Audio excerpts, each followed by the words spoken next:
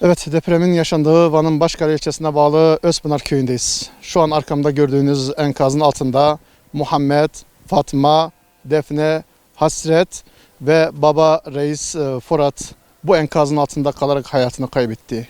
Acılı anne Nebahat Forat ise bu enkazın üzerinde durarak ağıtlar yakıyor.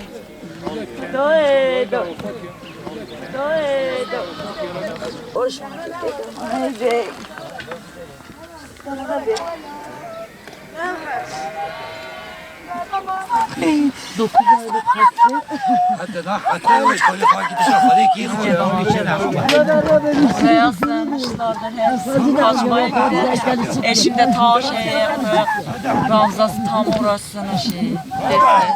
4 yaşında. Çabuk gelsene baksana bu toprak hepsi çocukların üstüne düştüler. Hepsi onlar üstüne düştüler bu topraklar. Baba ne kilo? Sen 9 aylık. Yani o evkimcilik durağı xıstan. Mekim razı zarim şob hakim ne beni duay hada khadi bedidesen. Bedvide nana bedvide hakim ne dedi. Keşke onu kuşkeş pekala mekim de razı babasını.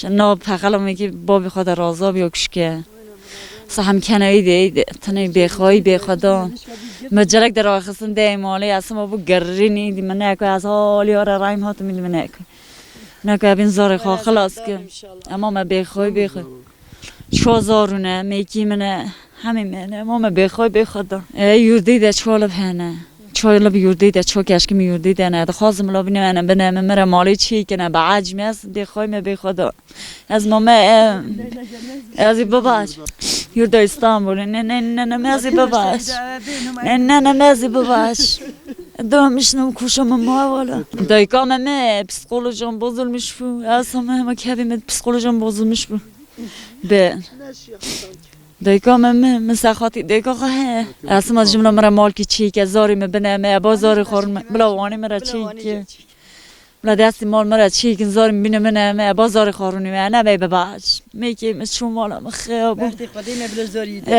بازاری میبینه باش از این بیش کن بیش کن من چو خوشم والا سنگی والا بدنم والا بدنم والا کچی کشکم بیش کن باشه دای